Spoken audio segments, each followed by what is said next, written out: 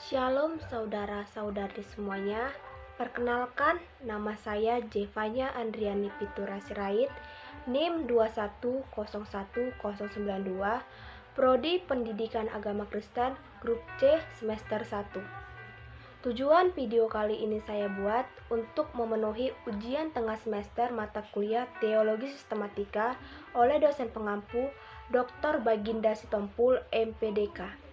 Baiklah, di sini saya akan menjelaskan mengenai pemahaman saya tentang materi teologi proper dan bibliologi.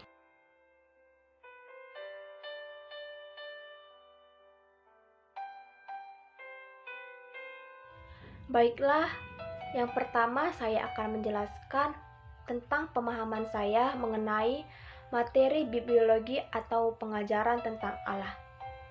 Bibliologi adalah ilmu yang mempelajari tentang seluk-beluk penulisan Alkitab dan peran Alkitab dalam iman kepercayaan orang Kristen. Tadi sudah dijelaskan bahwa bibliologi membahas tentang Alkitab. Lalu, apa pengertian Alkitab itu sendiri?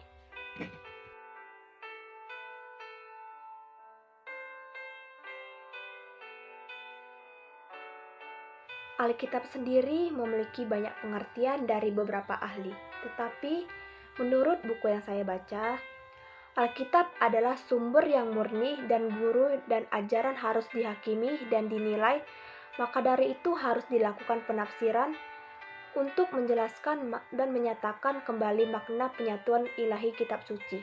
Sebelumnya, saya sudah menjelaskan pengertian Alkitab menurut buku yang saya baca. Terus, banyak timbul pertanyaan, apakah pentingnya mempelajari Alkitab dan mengapa kita harus mempelajari Alkitab?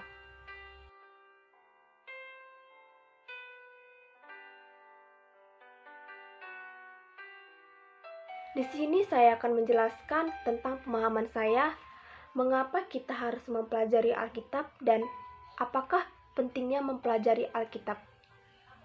Menurut saya sendiri, kita sebagai orang Kristen seharusnya kita memahami dan memaknai isi dari Alkitab tersebut.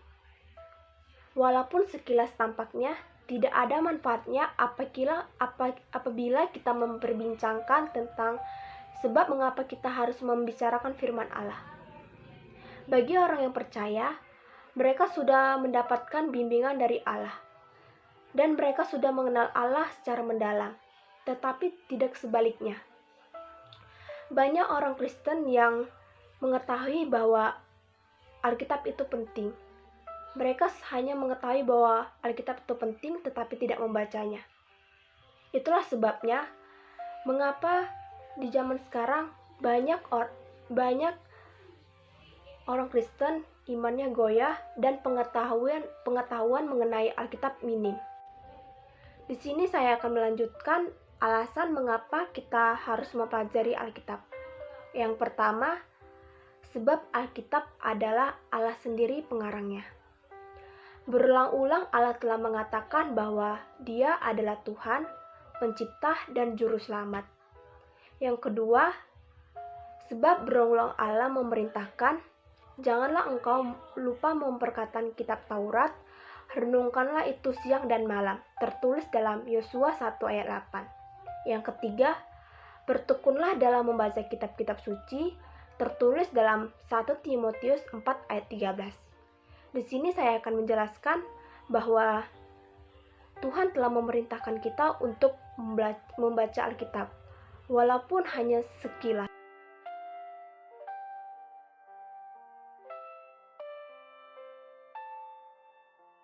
Selanjutnya, saya akan menjelaskan penyataan Allah atau wahyu Allah. Penyataan Allah atau wahyu Allah adalah suatu tindakan Allah, baik itu perbuatan maupun kata-kata. Yang kedua, pentingnya penyataan Allah atau wahyu Allah. Pada hakikatnya, manusia memerlukan ilahi. Yang kedua, pada hakikatnya, Allah Tritunggal mengkehendaki dirinya sendiri. Di dalam penyataan Allah atau wahyu Allah terdapat pernyataan umum dan pernyataan khusus. Yang pertama, pernyataan umum mengenai dirinya sendiri yang diberikan kepada semua orang melalui alam semesta dua sumber Allah. Jangkauannya adalah umum semua orang. Tertulis dalam Matius 5 ayat 45. Tujuannya adalah untuk menyatakan kemuliaan Allah. Yang kedua, penyataan khusus. Penyataan yang diberikan melalui karya penebus Yesus Kristus yang juga ditulis dalam Alkitab, bersumber Allah sendiri. Jangkauannya adalah orang-orang pilihan yang percaya. Tujuannya adalah menyatakan kehendaknya dan perjanjian keselamatan dalam Yesus Kristus. Dengan demikian, menambahkan kembali hubungan antara manusia dan Allah. Selanjutnya, saya akan menjelaskan pengilhaman atau inspirasi.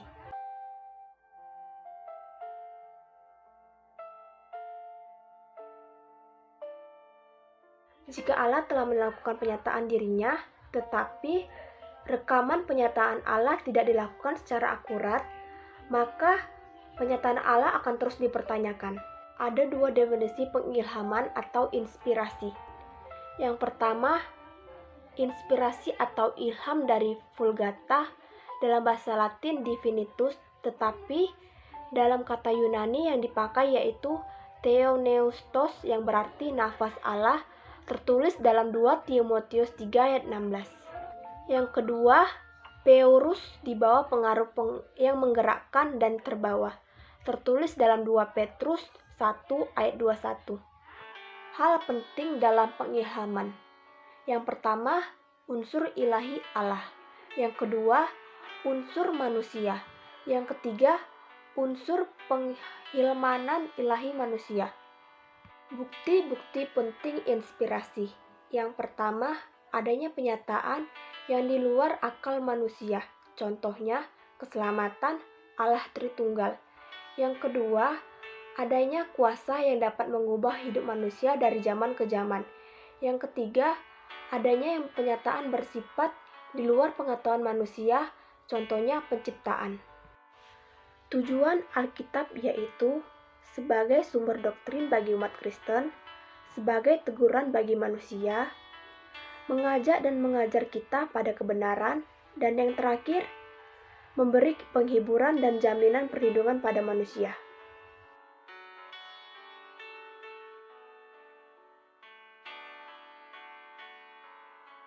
Sebelumnya saya sudah menjelaskan tentang tujuan Alkitab dan pembagian Alkitab. Sekarang di sini saya akan membahas tentang kanon. Lalu, apakah itu kanon? Kanon berasal dari bahasa Yunani yang artinya jika dalam bahasa Indonesia buluh. Dalam kehidupan sehari-hari yang digunakan pada zaman itu. Tertulis dalam Yehemia 40 ayat 3. Kanon sendiri dipakai untuk menunjukkan peraturan iman. Lalu sejarah kanon dimulai pada awal gereja mula-mula. Kanon sendiri itu berasal dari Alkitab yang bersifat harmonik. Di sini saya akan menjelaskan beberapa pertimbangan kenapa kanon itu diterima. Yang pertama, adanya bukti dari Alkitab itu sendiri. Tertulis dalam 2 Timotius 3 ayat 16. Yang kedua, kanon ditulis oleh orang-orang yang percaya atas firman Allah. Yang ketiga, adanya pengaruh Allah yang dapat mengubah hidup manusia. Kanon sendiri terbagi dua, yaitu kanon Perjanjian Lama dan kanon Perjanjian Baru. Yang pertama, saya akan menjelaskan sejarah kanon Perjanjian Lama.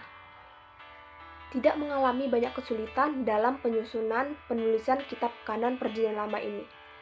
Karena kitab Perjanjian Lama ini sudah diinspirasi oleh Allah dan diakui otoritasnya. Sehingga pada tahun 430 sebelum Masehi, kanon Perjanjian Lama sudah terbentuk. Yang kedua, sejarah kanon Perjanjian Baru. Jika tadi sejarah kanon Perjanjian Lama tidak mengalami banyak kesulitan, tetapi sebaliknya, di dalam sejarah kanon Perjanjian Baru ini mengalami banyak kesulitan. Yang pertama, latar belakangnya diawali dengan gereja yang mendesak harus ditangani pada saat itu. Antara lain, krisis penganiayaan, pengajaran, dan krisis dorongan. Pada tahun 200 Masehi, sudah terbentuknya kanon Perjanjian Baru, tetapi ditambah lagi penulisannya, sehingga pada abad kelima, kanon sudah disepakati dan ditandatangani oleh Gereja Timur dan Gereja Barat. Kitab-kitab dan apokrifa itu sendiri, apokrifa berasal dari bahasa Yunani apokryphos, yang artinya bersembunyi. Sekarang kitab apokrifa tidak termasuk dalam kanon, tetapi disebutkan dalam Alkitab. Tidak lama setelah itu Alkitab ditulis. Pada abad ke-16, kanon mengalami terombang-ambing yang membuat apokrifa tidak termasuk dalam kanon. Di sini saya akan menjelaskan macam-macam kitab apokrifa. Yang pertama, kitab apokrifa Perjanjian Lama, ditulis 300 sebelum Masehi sampai 100 Masehi dan terdapat 15 buah. Di dalam kitab apokrifa Perjanjian Lama terdapat 5 bagian. Yang pertama, pengajaran, nubuat, dongeng, sejarah, dan roman religius. Yang kedua, kitab apokrifa Perjanjian Baru. Meskipun tidak ada kepastian dari kitab apokrifa Perjanjian Baru ini, tetapi kitab apokrifa ini banyak berisi tentang religius. Di sini saya akan menjelaskan alasan mengapa kitab apokrifa Perjanjian Lama dan apokrifa Perjanjian Baru ditolak. Kitab apokrifa Perjanjian Lama, yang pertama, alasannya karena kitab ini banyak berisi tentang khayalan, ajaran moral yang rendah, dan yang ketiga, tidak adanya tertulis inilah firman Tuhan. Yang kedua, alasan mengapa kitab apokrifa Perjanjian Baru ditolak. Yang pertama, kitab ini hanya dikenal secara lokal. Yang kedua, tidak adanya konsili gereja yang diakui. Otoritas Alkitab. Terdapat 7 otoritas dalam Alkitab. Yang pertama, kewibawaan, inerensi, kejelasan Alkitab, kecukupan Alkitab, mutlak Alkitab, Alkitab tidak pernah gagal, dan kesatuan Alkitab. Iluminasi Alkitab. Lalu, apa sih pengertian dan tujuan iluminasi? Iluminasi berasal dari bahasa Yunani protiju yang artinya memberi penerangan batin. Tertulis dalam Efesus 1 ayat 18, Yohanes 1 ayat 9. Tujuan dari iluminasi adalah agar manusia mengenal Allah dengan benar melalui penyataannya.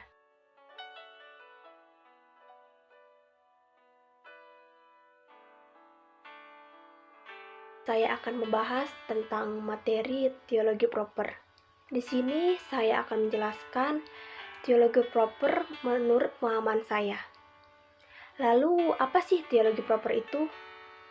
Teologi proper atau pengajaran tentang Allah yaitu usaha ilmiah untuk menyelidiki Allah dan mengenal Allah secara mendalam melalui fungsinya, kepribadiannya, dan keberadaannya. Teologi proper berkaitan dengan Allah Tritunggal, yaitu Bapa, Anak, dan Roh Kudus. Seperti biasanya, setiap hari Minggu atau setiap kali kita melakukan ibadah, kita tidak lupa mengucapkan pengakuan iman rasuli. Pengakuan iman rasuli adalah dasar iman bagi orang Kristen. Allah Tritunggal tidak tertulis dalam Alkitab, tetapi doktrinnya tertulis. Allah Tritunggal memiliki kesetaraan yang sama, tetapi fungsinya tidak sama. Di sini saya akan menjabarkan apa itu Allah, Bapa, dan Roh Kudus. Yang pertama, Allah Bapa yang mengirimkan dan merencanakan anaknya ke dunia. Tertulis dalam Galatia 4 ayat 4. Di sini saya akan membacakan. Tetapi setelah genap waktunya, maka Allah mengutus anaknya yang lahir dari seorang perempuan dan takluk kepada hukum Taurat. Yang kedua, Allah anaknya yang taat kepada Bapa melaksanakan penebusan. Tertulis dalam Ibrani 10 ayat 5-7. Di sini saya akan membacakannya. Karena itu, ketika ia masuk ke dunia, ia berkata, "Korban dan persembahan tidak engkau kehendaki, tetapi engkau telah menyediakan tubuh bagiku. Kepada korban bakaran dan korban penghapusan dosa, engkau tidak berkenan." Lalu aku berkata, "Sungguh aku datang dalam gulungan kitab ada tertulis tentang aku, untuk melakukan kehendak-Mu." Yang ketiga, Roh Kudus. Allah Bapa, Anak, dan Roh Kudus yang mengefektifkan penebusan, tertulis dalam Yohanes 14 ayat 26. Di sini saya akan membacakannya. tetapi penghiburan, yaitu Roh Kudus yang akan ditulis oleh Bapa dalam namaku. Dialah yang mengajarkan segala sesuatu kepadamu dan akan mengingatkan kamu akan semua yang telah kukatakan padamu. Pentingnya doktrin Tritunggal pada iman Kristen. Yang pertama, doktrin keselamatan. Jika kita tidak percaya tentang Tritunggal, maka sulit untuk dipahami. Yang kedua, jika Allah tidak sejati, maka kita tidak bisa menyembah Dia seperti yang diperintahkan dalam Alkitab. Di sini saya akan menjelaskan tentang karya-karya Allah dalam Alkitab. Karya-karya Allah dalam Alkitab terbagi dalam 4 bagian. Yang pertama, ketepatan Allah. Sebelum manusia diciptakan dan sebelum dunia ini diciptakan, Allah sudah menentukan apa yang akan terjadi. Sifat-sifat ketetapan Allah yang pertama, sifatnya kekal. Yang kedua, Allah itu kudus. Yang ketiga, Allah itu tunggal. Yang keempat, sifat Allah mutlak. Yang kedua, destinasi. Sebelum dunia ini diciptakan, Allah sudah menentukan orang yang akan diselamatkannya. Yang ketiga, penciptaan. Kita sudah mengetahui bahwa penciptaan itu tertulis dalam Alkitab. Maka dari itu, orang Kristen percaya dengan penciptaan atau teori penciptaan.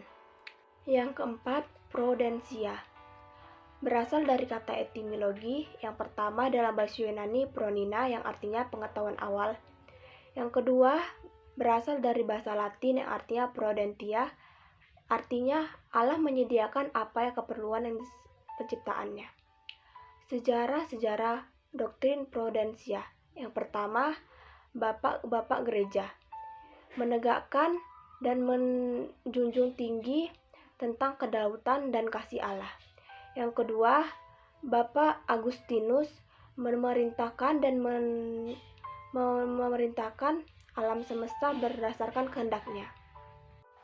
Di sini saya akan menjelaskan 2 para proklamator yang ada pada prudensi Allah. Yang pertama, Martin Luther yang mengarah pada aspek prudensi Allah. Yang kedua, Yohanes Calvin yang mengarah pada sejarah Agustinus. Ada beberapa unsur-unsur prudensi Allah. Yang pertama, preservasi Allah, tertulis dalam Ibrani 1 ayat 3. Di sini saya akan membacanya.